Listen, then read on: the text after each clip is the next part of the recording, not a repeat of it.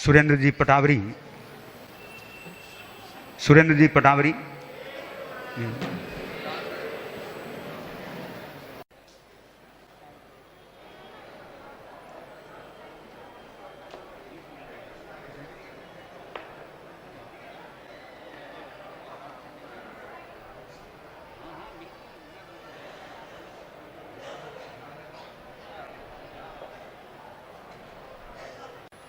वंदे गुरुवरम, वंदे गुरुवरम, वंदे गुरुवरम। जय जिनेंद्र। मैं हूं, यहाँ पे आए हैं शायद 35 से ज्यादा। उन्होंने पिछले दिनों में अपने दृष्टिकोण को हमारे साथ बांटा है अनुव्रत के बारे में। साधु साध्वियों ने भी अपने दृष्टिकोण से हमारा मार्गदर्शन किया है। Good morning, ladies and gentlemen. A very warm welcome to all of you. A very special welcome to the Honorable Minister for Women and Child Development, Srimati Maneka Gandhi ji, Mr. Deepak C. Jain, Kanhaiya Lal ji Jain, of course, Surinder Borat Patawari ji, and all our honorable guests here, the members of the conference, the delegates. I'd like to say it's really wonderful to be with all of you on the third and concluding day of the Anuvrat. और अलग अलग क्षेत्रों से लोगों ने अपनी राय हमारे साथ बांटी और किसी वैज्ञानिक ने तो हमें छू मंतर का तरीका बताया कि कचरे को किस तरह से बस कुछ बायोकल्चर्स के साथ यूं उड़ा दिया जा सकता है। तो दूसरी तरफ किसी और वैज्ञानिक ने ये भी बताया कि यदि आप व्हाट्सएप पे एक फोटोग्राफ किसी को भेजते हैं तो मान लीजिए एक पेड़ की शाखा कट गई हो। सोचिए, आंख बंद करके सोचिए, कितने लोग हर त्योहार के अवसर पे अनंत लोगों को भेज देते हैं गुड मॉर्निंग, एक फूल से आपका दिन अच्छी तरह से शुरू हो। लेकिन उसका कॉस्ट क्या है? कॉस्ट, हर एक चीज की कीमत होती है। और यही तो अनुव्रत की खासियत है कि जब हम किसी दुकान में जाते हैं और किसी चीज को खरीदते हैं और हम सोचते हैं हमने इतने पैसे दिए, अनुव्रत हमें सिखाता है दुकान के प्राइस टैग से आप मत खुश होइए। ये मत सोचिए कि इसका दाम कम है, हम खरीद के अपना फायदा बना रहे हैं। आप ये सोचिए कि उस दाम में छिपा क्या है। अनुव्रत हमें सिखाता है असली दाम को तोलना और फिर अपनी चॉइस बनाना, यानी कि एक पूरी जागरूकता के साथ हम चुनेंगे हमारा आगे चलने का रास्ता। और जब आप उस असली दाम को सोचेंगे तो फिर आपको पता चलेगा कि आगे चलने के रास्ते में अनुव्रत ही एक अच्छा सही मार्गदर्शन है। तो मैं तो यही कहूंगी, नमो अर्हंताणम, नमो सिद्धाणम, नमो आयर्याणम, नमो अवज्झायाणम, नमो लोए सब साहुणम। इसी नवकार मंत्र के साथ शुरुआत करते हैं और मुनिजनों से मैं निवेदन करूंगी कि संगीत से इस समारोह की शुरुआत करें। बदले युग की धारा, नई दृष्टि हो, नई सृष्टि हो,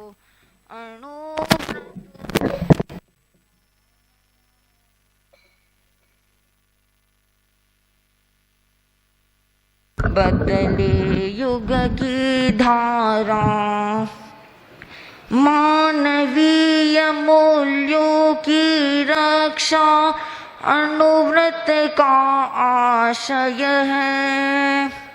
आध्यात्मिकता, प्रामाणिकता उसका अमल हृदय है।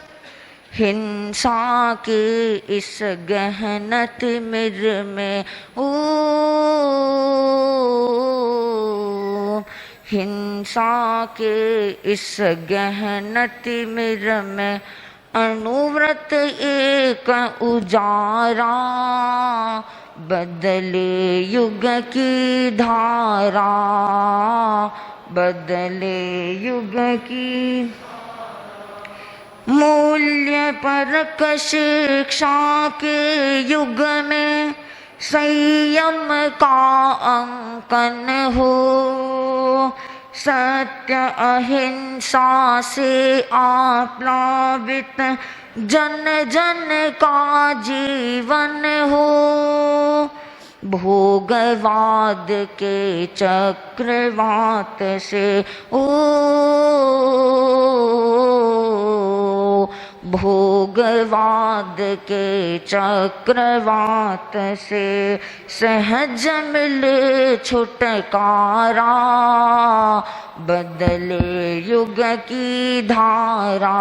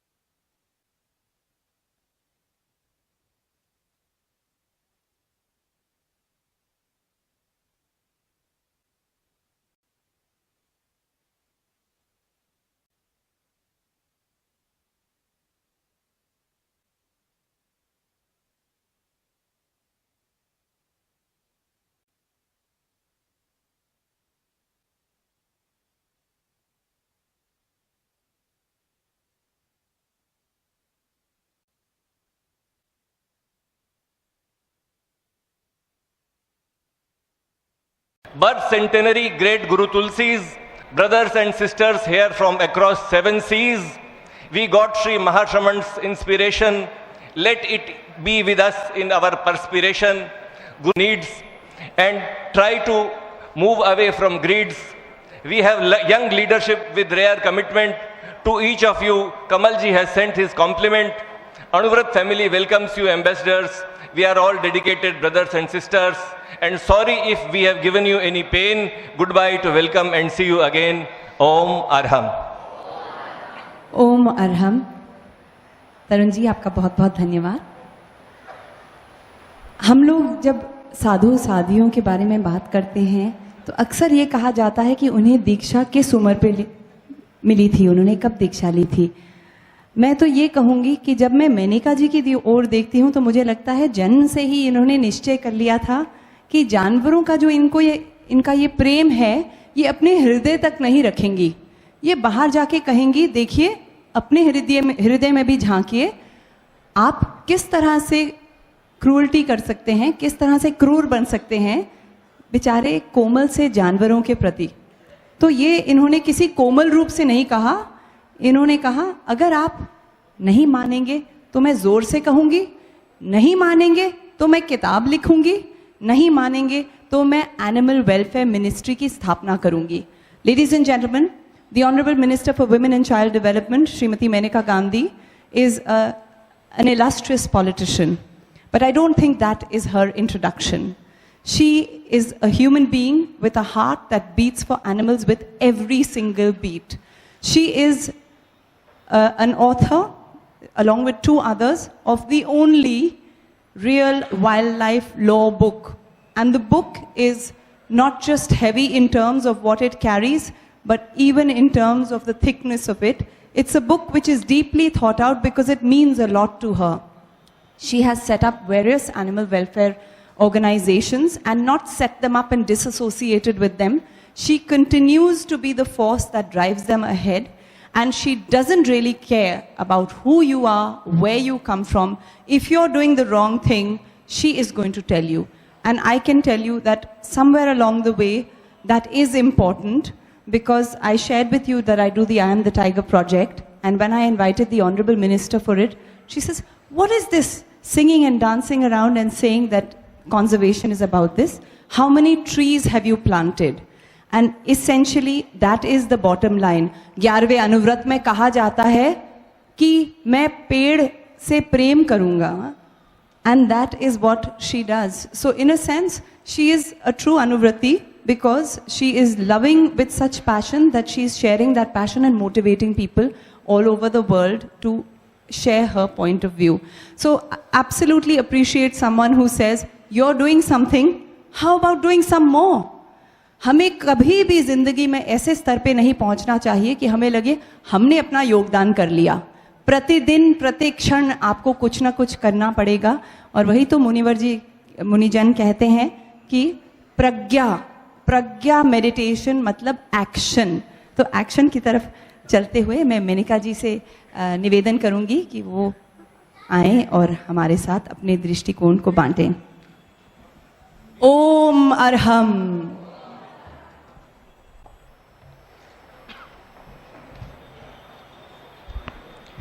पूजनीय आचार्य जी, पूजनीय संगत, भाइयों बहनों, विदेश से और पूरे देश से आए हुए जैनी, मैं पैदा हुई थी एक सिख परिवार में, लेकिन शुरू से मैंने अपने आप को जैन ही समझा. तो शायद ये लेकिन जैन होने का एक बहुत, मैं सोचती हूँ कि ये हज़ारों जन्मों के बाद इंसान जैन पैदा होता है, और इसलिए हमारी उम्मीदें ये आखिरी, शायद आखिरी इनकारनेशन से बहुत है. और इस छोटी से मैं चंद ही मिनट बात करूँगी, लेकिन मुझे जितना दुख होता है जब जैनी अपने आप को ना समझ करके या अपने हज़ारों जन्मों को ना समझ करके केवल दान पुण्य अपने जीवन के साथ या बाहर की दुनिया के साथ ना करके केवल पैसों पर उतर आता है. एक दफ़ा मैं शिकागो गई और शिकागो में मुझे बुलाया गया था. एक एनुअल कॉन्फ्रेंस होता है जैनियों का. वहाँ मैंने बात की कि हिंदुस्तान को गौशालों की ज़रूरत है और यहाँ मैं आई हूँ आपसे पैसे मांगने गौशालों के लिए. और मुझे मिला $250 और $6 मिलियन गए तीर्थंकरों के खरीदने के लिए मंदिर में. और मुझे बहुत अजीब लगा कि क्या आखिर में हम लोग इसी पर आ गए हैं. मैं खुद 36 जानवरों के अस्पताल चलाती हूँ और मैं देखती हूँ कि जैनी आएंगे, उन्होंने कसाई से जानवर खरीदा है और वो जानवर वहाँ छोड़ देंगे, लेकिन उसके बाद कभी वापस नहीं आएंगे उस जानवर को खिलाने के लिए. और फिर मेरे दिल में दुख होता है. मैंने देखा है जैनी जो मेरे बगल में बैठे थे एक दिन, उन्होंने कहा कि मैं हिंदुस्तान में बिलियनर हूँ. मैंने कहा अच्छा, बहुत खुशी की बात हुई, लेकिन क्या चीज़ बेचते हैं आप? ये बड़ौदा के पास था. उन्होंने कहा मैं जेलेटिन का धंधा करता हूँ, जो गाय के हड्डियों को बेच करके पैसा बनता है. इन चीज़ों से जितना मेरे दिल को ठेस पहुँचता है शायद कोई और नहीं पहुँचा पाता है, क्यों मैं सोचती हूँ कि भगवान ने इतना मौका दिया है आपको जैनी पैदा करके, और फिर हमने ये ज़िंदगी ज़ाया कर ली. अभी मैं एक जैनी को जानती हूँ, देहरादून में बहुत बड़े जैनी संघ के अध्यक्ष हैं. उनको हो गया है एक बहुत भयानक बीमारी जिसको कहते हैं मैड काउ डिजीज़. और क्यों हुआ? क्योंकि जब भी उनको मौका मिले तो घर से छुप छुप बाहर जा कर के वो चिकन खा करके आते थे. और चिकन जब चिकन को खाता है तो ये एक बहुत भयानक बीमारी होती है जो दिमाग वो ठीक हो नहीं सकती। अब तो 2 साल के अंदर अंदर देहांत होगा, लेकिन क्योंकि वो जैनी थे, उनके सारे पूर्वजों के पास कोई इम्यूनिटी नहीं थी। तो जब उन्होंने धर्म तोड़ करके हवस पर उतर आए तो ये तो होना ही था। आज मैं आपसे कहती हूँ कि जो धर्म होता है, इसको हम लोग धर्म बोलते हैं, क्या है धर्म? धर्म को अंग्रेजी में क्या बोले? क्या कसाई जब काट रहा हो और उसका नाम अगर कुरैशी हो तो हम कहेंगे कि क्या ये उसका धर्म है? नहीं। अगर कोई बुरा काम करे, अगर कोई चोरों के परिवार से आए और बच्चा चोरी करे तो क्या कहें? हम कहेंगे कि क्या उसका धर्म है? नहीं। तो धर्म का जो ट्रांसलेशन केवल एक ही लाइन में होता है और वो है do unto others as you would have them do unto you. ये है धर्म। अगर आप सिंपैथी के बजाय हम लोग कहते हैं वो बेचारा मर रहा है, वो बेचारा बीमार है, वो बेचारी गाय जा रही है कटने के लिए, वो बेचारा कुत्ता लाठी खा रहा है और वो बेचारा पेड़ कट रहा है, लेकिन बेचारा बेचारा करने के अलावा हम कुछ ना कहें या कुछ ना करें, तो ये धर्म नहीं है। धर्म को बोलते हैं एम्पैथी। हर चीज़ जो आप करें, चाहे पत्ता को लिए, चाहे आप पेड़ के पास बैठे, चाहे आप बच्चे से बात करें, चाहे आप अपने बॉस या जूनियर से बात करें, चाहे आप खाने पर बैठे, चाहे अपने गुरुओं को नमन करें, केवल एक चीज़ सोचे कि वो मैं हूँ, कोई दूसरा है नहीं, वो मैं हूँ। अगर आप ये सोचेंगे कि अगर मेरे साथ ये बर्ताव होता तो मुझे कैसे लगता, तो आपकी पूरी जिंदगी अपने आप सुलझ जाएगी। अगर आप हमेशा ये सोचे कि हाँ वो बेचारा, तो फिर आप कुछ नहीं कर पाएंगे। मैं लिव एंड लेट लिव में बिल्कुल विश्वास नहीं करती हूँ, बिल्कुल नहीं। मैं जीऊँ और आप भी जियो। धर्म वो होता है लिव एंड हेल्प लिव। बहुत सारे जैनियों को मैंने देखा है, वो पेड़ उनके घर के बाहर उगेंगे, लेकिन जब ठंडी आएगी तो उसके ऊपर से काट देंगे ताकि सूरज उनके घर में आए। गाय को पालेंगे लेकिन कुत्ते को मारेंगे। जीव जीव है, चाहे आपके शरीर में हो, मेरे में हो, चींटी में हो। जब हम चीज़ें मांगते हैं, हम लोग खुद पहनेंगे कॉटन, मैं कॉटन के अलावा कुछ नहीं पहनती हूँ, लेकिन जब आप लोगों की शादी होती है तो आप 101 सिल्क की साड़ी खरीदेंगे बहू के लिए। ये अजीब है। वो जो जानवर मरा है वो साड़ी बनाने के लिए कभी हम लोग सोचते नहीं। जब हम लोग जेवर मांगते हैं, अन्य चीज़ें मांगते हैं, धरती उखाड़ करके लेना पड़ता है।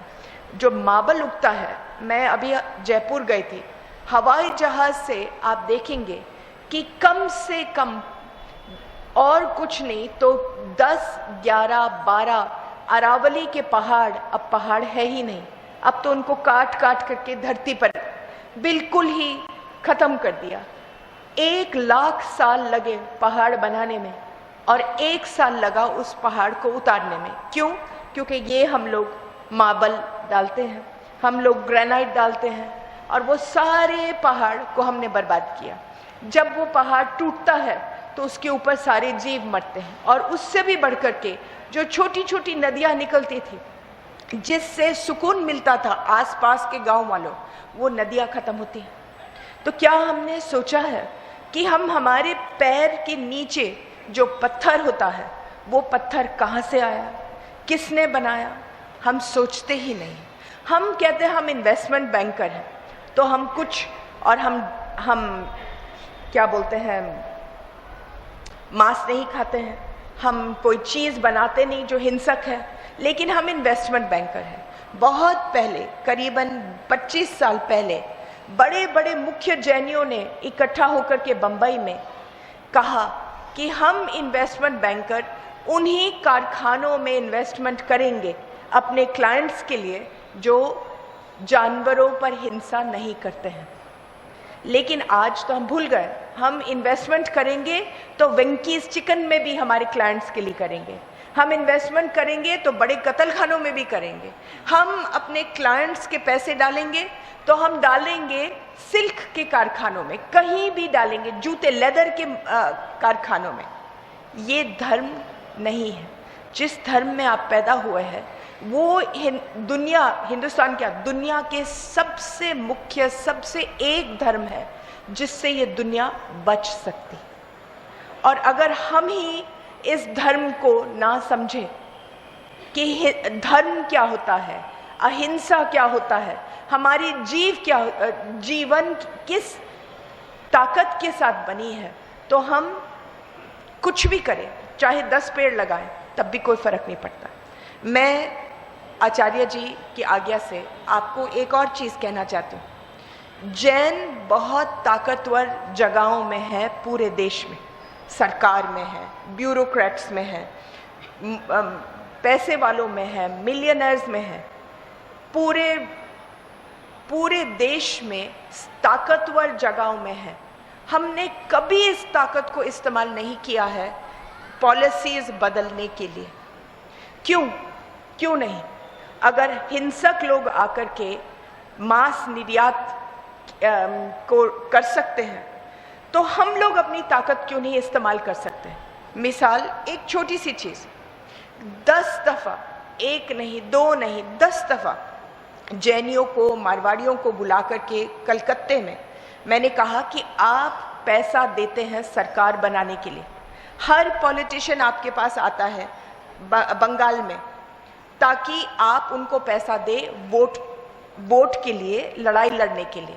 कभी उसके बदले में आपने नहीं कहा कि बंगाल से बांग्लादेश जो गाय जा रही है उस पर बंद करो तो हम पैसा देंगे। कभी नहीं। कल रात को हमारी कैबिनेट मीटिंग थी, उस पर भी मैंने कहा 400 ट्रक बिहार से बंगाल, रानीगंज में मेजरी गांव में पकड़े गए थे। पकड़े क्या? खड़े हुए थे, पुलिस कुछ नहीं बोल रही। 24,000 गाय। मैंने 900 गाय आसनसोल में पकड़वाए 3 दिन पहले। उनमें से 900 में से 700 गर्भवती थी। उनमें से 5 के तो बच्चे उन ट्रकों में ही हो गए थे क्योंकि उस पेट के ऊपर इतना दबाव था। तो सब ये बेचारे बच्चे मरे हुए पैदा हुए थे। हमने कुछ नहीं बोला। जो बंदा मुझसे बात कर रहा था, कलेक्टर, वो भी जैनी, और वो कह रहा था कि ये क्या तमाशा है, ये क्या आप लोग कर रहे हैं, आप लोग गुंडे हैं, बदमाश हैं। हम लोग ना अपने आप को जानते हैं, ना अपने धर्म को जानते हैं। धर्म 24 घंटे हर सांस के साथ जिया जाता है। ये पूजा में नहीं, मंदिर में नहीं, सेमिनार में नहीं, गुरु के सामने नहीं, ना कपड़े बदलने से होता है, ना गालिब की तरह कि एक मोमबत्ती जलाओ जो सरकारी है और फिर जब शाम आती है तो वो मोमबत्ती बुझाओ और अपनी घर की मोमबत्ती जलाओ और उससे अपना घर का काम करो। ये वो नहीं है, ये जीवन है। अगर हम अपनी ताकत इस्तेमाल करते, आपका कोई रिश्ता है, जो कोई सेक्रेटरी है सरकार में, उसके पीछे पड़े। अगर आपका कोई भाई के, चाचा के, दामाद के ससुर हैं जो कहीं ब्यूरोक्रेट कहीं है, उस पर जोर डालिए। इस वक्त हम लोग, मेरे पास 106 चीजें हैं जो मैंने करने हैं जानवरों के लिए। क्या? स्थिति बदलने के लिए। जानवर नहीं, ये जीव है, जीव। ना हम उनको जानवर बोले, ना मैं अपने आप को इंसान। ये जीव है। पत्ता जो मैं तोड़ती हूँ चलते चलते, वो भी जीव है। जो मैं हिंसा करती हूँ, जो मैं नहाती हूँ और बिना देखे कि कौन सी चींटी वहां से सामने जा रही है, वो भी हिंसा है। ना देखी का हिंसा।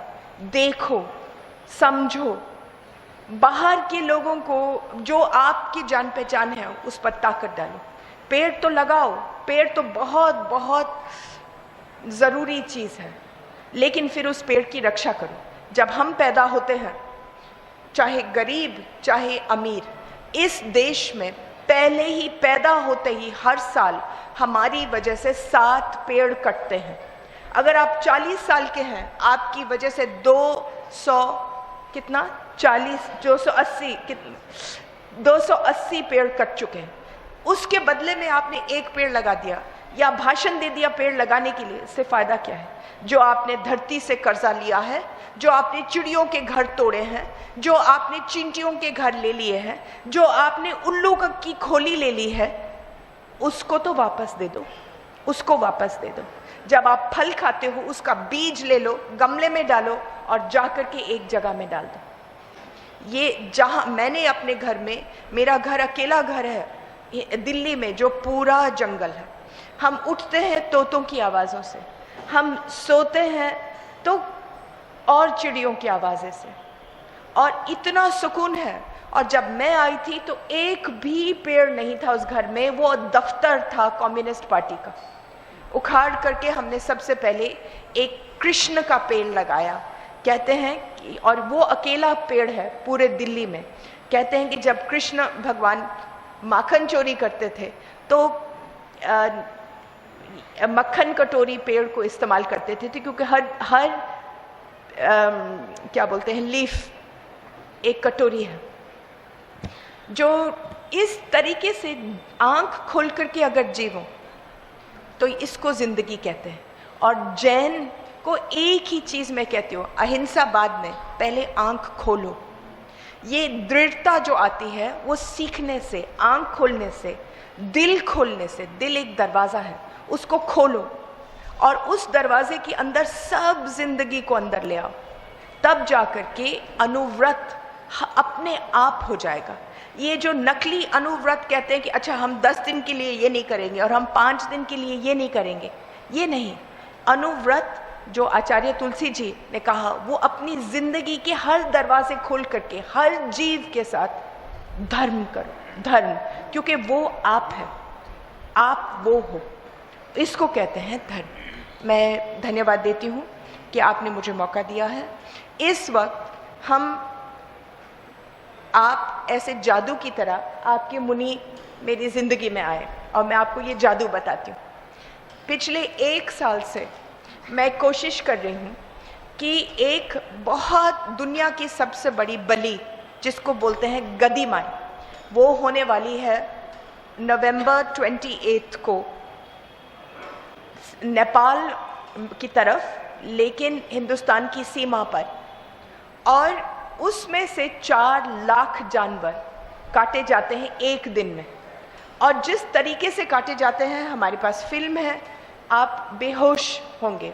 उसमें बच्चे काटते हैं, शराब पिए हुए वाले लोग काटते हैं, चाकू मार करके, तलवार के साथ, हर एक छोटे छोटे बछड़ों को, छोटे छोटे जो भी मिले, तो पिजन से लेकर के गाय तक कटती है। ये काटे जाते हैं इसलिए नहीं कि ये कोई प्राचीन सभ्यता है, ये तो केवल 40 साल पहले शुरू हुई थी। ये काटे जाते हैं क्योंकि वहाँ मंदिर का ट्रस्ट उनका खून और हड्डी बेचता है चीन में, और बहुत सारे चीन के व्यापारी आते हैं इसको लेने के लिए।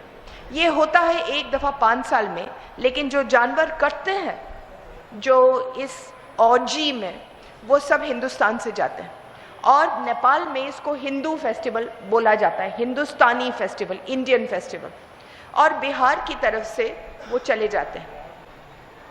मैं 1 साल से कोशिश कर रही थी, मैंने सोचा मैं खुद नेपाल जाऊं, धरना दे दूं, पलटन को। हम लोगों की मांगों से केवल एक चीज़ हुआ कि नेपाल की सरकार ने जो 50 लाख रुपए देते थे कि ये हर साल करो उस मंदिर को, उन्होंने वो 50 लाख बंद कर दिया। लेकिन फ़ायदा क्या, उनको तो करोड़ों रुपए मिलता है खून और हड्डी से। तो मुझे कोई तरीका समझ नहीं आ रहा था कि क्या तरीका है जिसमें से हम इसको रोक पाए। हमने वहाँ के मंदिर के पुजारी को भी बुलाए, मैंने पैसे दिए, वो यहाँ आए। 2 दिन के लिए हम उसको बैठ करके ब्रेन वॉश करते रहे कि आप अगले जन्म में वही बछड़ा बनोगे, वही मुर्गा बनोगे, वही। उसने कहा कि मैं शाकाहारी हूँ, जो मुझे और भी अजीब लगा। लेकिन मैं मंदिर का सबसे बड़ा पुजारी हूँ, लेकिन मेरे हाथ में नहीं है, क्योंकि जो ट्रस्ट है वो ट्रस्ट में सब कम्युनिस्ट बैठे हैं और उनको पैसों से मतलब है। क्योंकि जब आप हिंसा से पैसे कमाएंगे, वो पैसे जाएंगे बंदूकों में। तो वही चीज़ जा रहा था, वही वो हमको समझा रहा था कि जो माओइस्ट मूवमेंट है वो इसके बल पर चलता है। अब अचानक से जब मैं हिम्मत हार चुकी थी, मैंने होम मिनिस्टर से कहा, प्रधानमंत्री जी से कहा, दुनिया भर की चिट्ठियां लिखी, एक पलटन तैयार किया, बीएसएफ वालों से बात की, एसएसबी वालों से बात की, बहुत समय लगाया, लेकिन मुझे लगा नहीं कि मैं किसी भी तरीके से सफल होने वाली हूँ। फिर अचानक से मेरी ज़िंदगी में पिछले हफ्ते या 10 दिन पहले एक औरत आई, राज्यलक्ष्मी गोलचा, जो हमारी संस्था बहुत साल पहले चलाती थी, जब वो बहू थी, नई बहू थी, और जिसकी बहन मेरी अस्पताल चलाती है बेंगलोर में। और उसने मुझे कहा कि अब मैं एमपी बन गई हूँ, मेंबर ऑफ पार्लियामेंट, और मेरी पार्टी दुगने नंबर पर सबसे बड़ी है और मैं मदद करने आई हूँ। आप बताइए, आप क्या चाहती हैं मुझसे? 20 साल के बाद मुलाकात हुई और मैंने कहा गदी माई को रोको तो वो वापस गई है, वो बात कर रही है, उनके सरकार से मुनि जी भी लगे हुए हैं। हम लोग अब एक अचानक से एक नई उम्मीद, एक नई जान आई है, और अगर आई है तो जैन धर्म की वजह से ये करिश्मा होगा, अगर होगा तो। इसलिए मैं बार बार कहती हूँ आपके मुनियों को, आचार्यों को, कि अपनी ताकत इस्तेमाल करो। आपकी बहुत बड़ी ताकत है। जहाँ रिश्ते कहाँ मिले, तो वो ताकत देश को क्या, हर जीव को जैनियों की ताकत की ज़रूरत है। मैं आपसे आज्ञा लूँगी। बहुत बहुत धन्यवाद। प्रणाम। ओम अरहम। मेनका जी, आपसे निवेदन है कि 2 मिनट आप यहीं पे रहें। आपने कृष्ण पेड़ की बात की और हमारे पास कन्हैया लाल जी हैं। कन्हैया लाल जी जैन, सुरेंद्र बोरट पटावरी जी, जो कि अनुव्रत इंटरनेशनल कॉन्फ्रेंस की पीछे पूरी अपनी मेहनत जुटा के इन्होंने काम किया है। इन्हीं की सोच से ये कॉन्फ्रेंस हुई है। इनकी कंपनी जेमिनी कॉप एनवी, जो कि बेल्जियम में स्थापित है, रिसाइकलिंग का ही काम करती है। तो जो मेनका जी कह रहे थे कि जैनी होने के नाते ऐसे काम करने चाहिए जो धरती के लिए अच्छे हों, तो वो ऐसे ही काम में जुटे हुए हैं। तरुण सेठिया जी, जिनसे आपका परिचय हो चुका है, और विमल जी नहाटा, सब आपको एक छोटी सी याद भेंट करेंगे, ताकि आपके घर में जहाँ बहुत से पेड़ जंगल हैं, वहाँ पे ये फोटो भी साथ हो, जिसके माध्यम से आप हमारे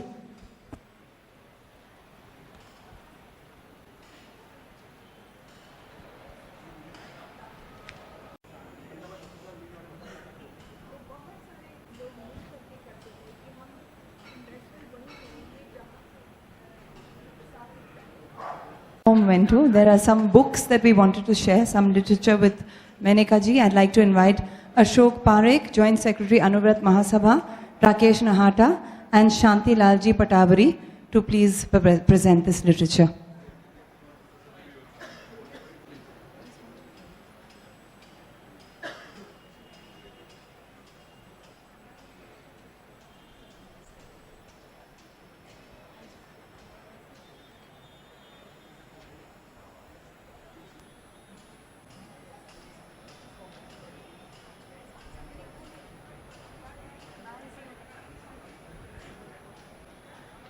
मेनका जी के शब्दों के बाद अब मैं किन शब्दों से बताऊं जिनके बारे में मैं बात करने वाली हूं, क्योंकि उन्होंने जो कहा कि जैनी की पहचान उनका काम होना चाहिए, और वाकई मेरी मुलाकात एक ऐसे जैनी के साथ हुई जिन्होंने बहुत मेहनत से मुझे जैनिज्म के बारे में, अनुव्रत के बारे में और अनुव्रत इंटरनेशनल कॉन्फ्रेंस के बारे में बताया। Ladies and gentlemen, before I introduce someone who you all know very, very well, I'm just going to tell you quickly what Mrs. Meneka Gandhi said. She spoke about how the Jain philosophy should percolate down to the professions of each and every Jaini, and essentially she highlighted some incidents where people were being insensitive to animals, and then how she came into the picture and she and her team tried to prevent that. तो आपके जैन धर्म में कुछ ऐसे लोग हैं जो वाकई रत्न हैं, और मैं कहती हूँ रत्न की पहचान बड़ी मुश्किल से होती है, क्योंकि वो छुपे होते हैं, धरती के नीचे दबे होते हैं, उन्हें खोद के निकाल के फिर देखना पड़ता है। तो कन्हैया लाल जी छाजेड़ हैं, जिन्हें जैन रत्न का सम्मान 20 तारीख को ही मिला है, और उन्हीं के पोते विकास छाजेड़ ने इस कॉन्फ्रेंस में बहुत ही बड़ा योगदान दिया है। विकास ने अपना MBA किया है भुवनेश्वर से, और फिर काम किया है अंतर्राष्ट्रीय संस्थाओं में, जैसे कि क्रेडिट स्विस, क्रिसलिस, और कुछ समय पहले ये सुरेंद्र बोरट पटावरी जी के साथ जेमिनी कॉप NV में जुड़ गए, और इस तरह से जुड़े हैं कि काम जो भी हो ये दिलो जान से करते हैं। और इस कॉन्फ्रेंस के लिए अगर कोई अंतर्राष्ट्रीय डेलीगेट आ रहे थे तो केवल उनका स्वागत ही नहीं किया, उन्हें ईमेल भी भेज दी कि देखिए एयरपोर्ट में जब आप आएंगे तो ये पिलर नंबर होगा, इस पिलर नंबर पे इस चेहरे के जन आपके स्वागत के लिए खड़े होंगे। इस तरह की डिटेल में इन्होंने काम किया है। तो चलिए स्वागत करते हैं ओम अरहम विकास छाजेड़ का।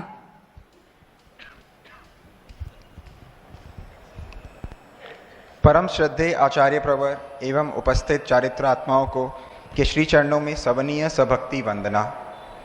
Our international delegates from around the world, honorary dais, brothers and sisters, आप सबको मेरा प्रणाम।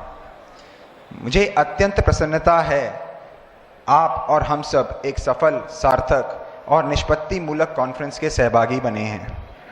आचार्य तुलसी जन्म शताब्दी के अवसर पर आयोजित यह अणुव्रत इंटरनेशनल कॉन्फ्रेंस इसलिए भी अत्यंत महत्वपूर्ण है क्योंकि अणुव्रत आचार्य श्री तुलसी का सबसे अधिक प्रिय विषय था और संपूर्ण मानवता के लिए उनका सबसे अधिक उपयोगी अवदान भी।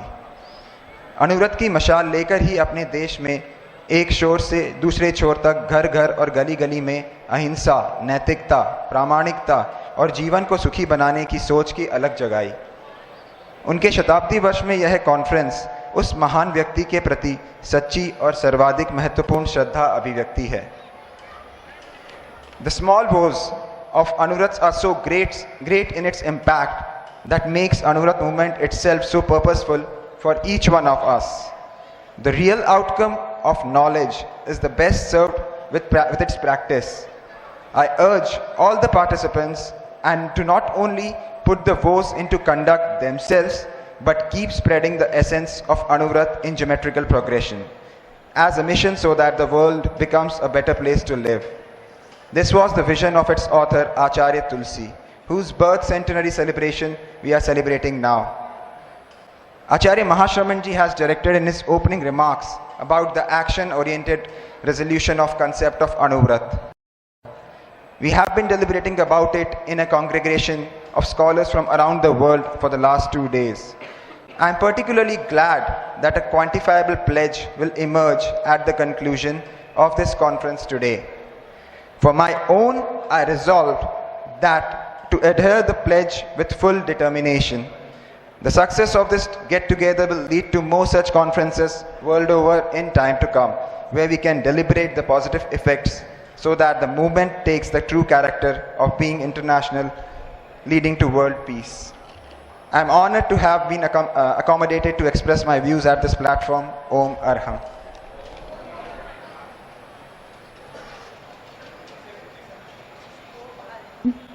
ओम अरहम। एंड नाउ मैं निवेदन करूंगी मुनि श्री अक्षय प्रकाश से कि वो कुछ शब्दों से हमारा मार्गदर्शन करें। इन्होंने दीक्षा सूरत में आचार्य श्री महाप्रज्ञा जी से 2003 में ली थी। इन्होंने MA किया है जैनोलॉजी में 2006 में जैन विश्व भारती यूनिवर्सिटी लाडनू से, और MBA किया है ह्यूमन रिसोर्सेज में 2013 में IASC यूनिवर्सिटी से।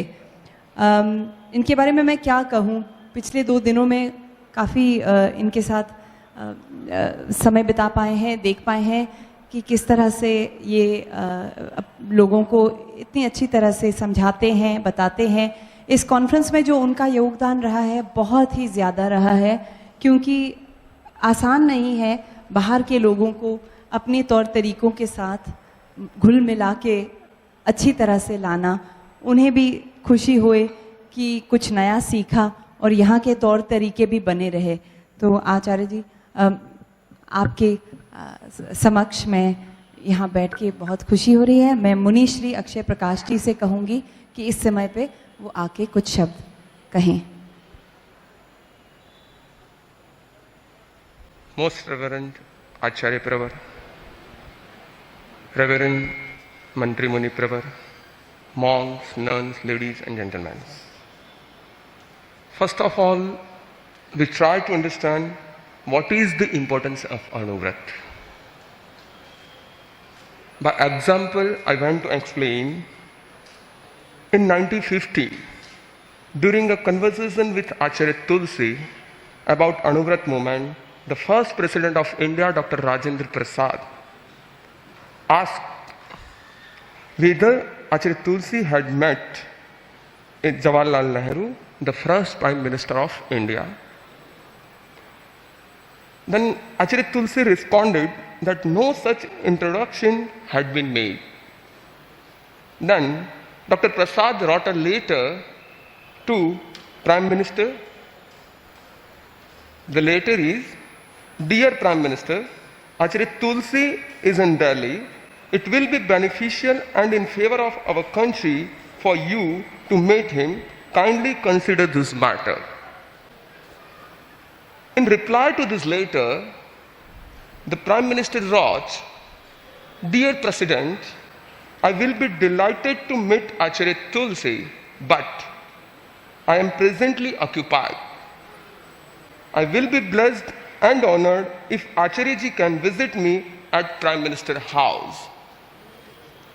Through this example, we understand what is the importance of Anuvrat for a country. From last 2 days, you all are discussed about Anuvrat, environment, circular economy, and sustainability. Now, it is the question why it is needed. The answer is, in the present era, economic policy and system should talk about development. It is very much right and should be so, but the development of money or materials is immaterial unless it signifies its relation with humanity and nature. The development is for the people, of the people, and by the people. The element of nature, that is land, water, air, forest, sunlight, and ecology, are the most necessary ingredients for the sustenance of life. Hence, the economic policy and system should be related to humanity and nature. It should be human-centric. It does not mean that money is not essential or not useful. His Holiness Acharya Mahapragya thinks 5 utilities of money. First, it is the means to fulfill the basic necessity of life, like food, clothes, shelter, etc. Second, it is the means to buy material of comforts and luxury. Third, it is the means of materialistic development. 4, it is the means of social reputation. And 5, it is the means of self-satisfaction, happiness of possession, and peace of mind. In the same way, there are 10 problems associated with money. That is, first, greed, corruption, crime, exploitation, immorality, fear, jealousness, tension, unhappiness, and sorrow. If we want to resolve these problems of money, then we have to follow the 5 basic principles of ethics. First, unity of mankind. Second, sensitivity towards all beings. Compassion, moral conduct, and purity of means. Now, the question is how we inculcate this principle in our life. The answer is, to inculcate this principle, we have to inculcate 5 values through teaching, preaching, and policy. They are faith and mutual trust, collective responsibility, practicing nonviolence, lawful earning and proper utilization, limiting consumption and possession. This principle cannot be followed or either to by law, advices or preaching. There has to be a continuous practice oriented training to upgrade our brain system. We have 3 layers in our brain: neocortex, limbic system, which is animal brain, and third, reptilian brain. Unless the reptilian brain is trained properly, the animal brain remains active and indulge in the nonsense misdeed.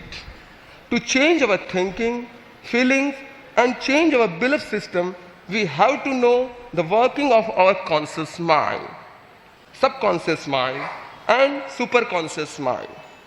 The subconscious mind, which is the storehouse of memory, information, and emotion, has to be modified to achieve the desired result. इसके साथ में एक बात और कहना चाहूँगा आप लोगों से कि इस प्रकार की जब कॉन्फ्रेंसेस होती हैं, जब इस प्रकार का एक माहौल बनता है, तो एक चीज को विशेष ध्यान रखना आवश्यक होता है, क्योंकि ये इसलिए किया जाता है कि बार बार जब इस बात की प्रैक्टिस की जाएगी, बार बार जब इसके लिए कार्य किए जाएंगे, तभी जाकर के कोई रिजल्ट आ पाता है। क्योंकि आज समस्या एक है कि व्यक्ति इतना ज्यादा स्वार्थी हो गया है कि मुझे क्या मिल रहा है, यदि मिलता है तो बात करो, नहीं तो मत करो।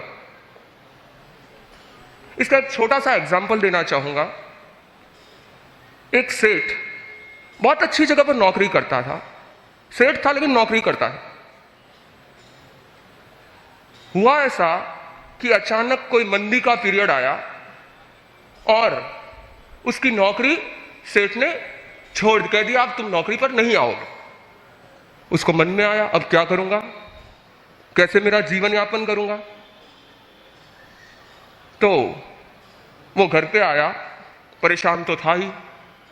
आकर के अपने नौकर को कहा कि बाबू, आज से एक ध्यान रखना, मेरी नौकरी छूट गई है, इसलिए खाने पीने में और रहने में थोड़ा खर्च अपन कम करेंगे। तो वो तो नौकर था, बोले ठीक है सेठ साहब, जैसा आप कहोगे कर लेंगे।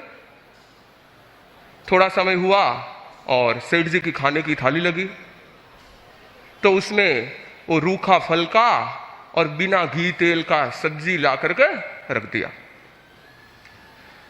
सेठ ने वो खा लिया। थोड़ी देर हुई और नौकर खाने बैठा। सेठ वहीं सोफे पर बैठा था, देखा नौकर की थाली के अंदर तो दही भी है, एकदम अच्छा घी चुपड़ा हुआ फलका भी है और मिठाई भी है। तो सेठ ने नौकर को कहा कि क्या बात है, मैंने तुमको कहा था ना खर्चा कम करना है। तो नौकर ने क्या जवाब दिया आप जानते हो? नौकर ने कहा, सेठ जी नौकरी आपकी गई है, मेरी नहीं गई है, मैं चिंता नहीं करता। कहने का मतलब है व्यक्ति इतना ज्यादा स्वार्थी हो गया है, और जब तक ये स्वार्थ बना रहेगा तब तक परिवर्तन बहुत मुश्किल है। इसलिए बंधुओं, इस स्वार्थ चेतना से परमार्थ की तरफ, परार्थ की तरफ ऊपर उठना होगा, तभी हम वास्तव में अणुव्रत को अपना पाएंगे। इसी भावना के साथ ओम Arham. Om Arham. And now I'll request Mantri Muni Sumer Malji to say a few words. Mantri Muni ji had got Diksha from none other than Acharya Shri Tulsi ji, and at the age of 21 he was declared group leader, head of the group of monks in Binasar. He has travelled on foot from Punjab to Delhi, Gujarat, Mumbai, South India, Calcutta, and of course, in 2003, he got the title of Tera Panth Darshan Manishi.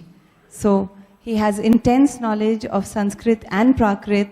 I'd like to request this fantastically open-minded, greatly enlightened Muni, who has actually organized a UN model session on world peace at Tera Panth Bhavan in Hyderabad, to share a few words with us today. Mantri Muni ji. हम वासा चक्रवर्ती महिधियो संति संति करे लोए पत्तो गई मानोत्तारा। आराध्य के श्री चरणों में वंदन। परम आदरणीय आचार्य प्रवर, सम्माननीय साधु साध्वी वृंद, श्रवणी जी, उपस्थित प्रेक्षाध्यान के साधक साधिकाएं, श्रद्धालु भाई बहनों, हर व्यक्ति अपने जीवन को सुखी बनाना चाहता है और हर व्यक्ति अपने जीवन में कुछ विशेषताएं प्राप्त करना चाहता है। यह एक सामान्य आकांक्षा है और हर व्यक्ति की अभिलाषा रहती है कि मेरा जीवन सुखमय बने, निरामय बने और मेरे जीवन में कुछ उपलब्धियां भी प्राप्त हो। ये दोनों बातें हर व्यक्ति के मन में एक छिपी हुई चाह इस रूप में रहती जरूर है। ऋषि मुनियों ने कहा है कि ये दोनों बातें तुम्हें प्राप्त हो सकती है, तुम सुखी भी रह सकता है और उपलब्धियां भी पा सकता है, बशर्ते कि सुख तू अपने भीतर खोजने का प्रयास कर। स्वयं में देख कि तुम्हारे भीतर दुख के कारण कौन से हैं। उन कारणों को तू छोड़ दे तो सुखमय बन जाएगा। तेरे चिंतन में सहज सुख की भावना परिणत हो जाएगी और तू अगर ये चाहेगा कि दूसरे लोग मुझे सुखी बनाए, तो दूसरे लोगों से सुखी बनना चाहता है या पदार्थ से सुखी बनना चाहता है, बन नहीं सकेगा। पदार्थ सापेक्ष व्यक्ति अभिलाषाओं को बढ़ाता रहेगा, सुखी नहीं बनेगा। इसलिए आचार्यों ने कहा है कि पदार्थ निरपेक्ष बनने का प्रयास कर। जितना तुम पदार्थों के साथ अपने आप को जोड़ते जाओगे, तुम उलझते जाओगे। पदार्थ कभी सुखी नहीं बनाता और इसीलिए ऋषियों का संदेश है कि भोग में सुख को मत ढूंढो, सुख चाहते हो तो त्याग को अपनाओ, छोड़ना सीखो। जो छोड़ना सीखता है वह कुछ प्राप्त कर सकता है। बाहर छोड़ता है, भीतर पाता है। और जो बाहर पकड़ता है, बाहर ग्रहण करता है, वह भीतर से खोखला बनता है। इस बात को ग्रहण कर लो कि हमें बाहर की पदार्थों की प्रक्रिया यह सुखी नहीं बनाएगी। यह तो एक सामान्य साधन मात्र है। इसका अंबार खड़ा कर भी दूंगा, कोई अर्थ सिद्ध नहीं होगा। इसे छोड़ूं, त्याग दूं। जो त्यागने वाला होता है वह बड़ा है। और इसलिए ही भारतीय संस्कृति में भोग के बनिस्पत त्याग को महत्व दिया गया है। यहां संग्रह को महत्व नहीं दिया, यहां भोग को महत्व नहीं दिया, यहां महत्व दिया है त्याग को। त्याग से तुम भीतर की उपलब्धि प्राप्त करोगे, अंतर्मुखता में जाओगे और वह ऐसी उपलब्धि होगी कि हो सकता है कि वह उपलब्धि तुम्हें एक जन्म नहीं, आगे के लिए भी तुम्हारे सहायक बन सके। जो व्यक्ति आत्म उपलब्धि में चला जाता है वह आगे बढ़ता है, और जो व्यक्ति भोग उपलब्धि में जाता है वह व्यक्ति स्वयं से कुछ खोता है, वितृष्णा में रह जाता है। इसलिए भारतीय संस्कृति और जैन धर्म की संस्कृति वह हमें एक ही बात कहती है कि तुम छोड़ना सीखो। छोड़ोगे, बाहर छोड़ोगे, भीतर पाओगे, और बाहर पकड़ोगे तो क्या करोगे? पकड़ते जाओ और पकड़ने वाला स्वयं में एक तरह से अज्ञानी होता है। इसलिए अज्ञानी होता है कि उन्हें पता नहीं जो मैं पकड़ता हूं वह मेरे काम का है या नहीं। इस पकड़ को खत्म करो तो व्यक्ति अपने जीवन को पकड़ मुक्त बना लेगा, रिजु बना लेगा, सहज बना लेगा, और सहज बनाने वाला व्यक्ति आध्यात्मिक सुख की अनुभूति कर सकेगा, भीतर की उपलब्धियों से अपने को लाभान्वित कर सकेगा। तो अपेक्षा है कि हम छोड़ना सीखें, हम त्यागना सीखें, और जो कुछ मिलता है उसे पकड़े नहीं, उपयोग में लिया, छोड़ते जाओ। संग्रह में मत जाओ। अगर संग्रह में नहीं गए तो तुम भार मुक्त हो जाओगे, हल्के हो जाओगे, और जितना हल्कापन होगा वही तुम्हारे आगे के लिए उपलब्धि भरा बन जाएगा। तो इसी मंगल भावना के साथ कि हर व्यक्ति त्यागना सीखे, छोड़ना सीखे, और अपने उपलब्धियों को आंतरिक उपलब्धियों से लाभान्वित बने।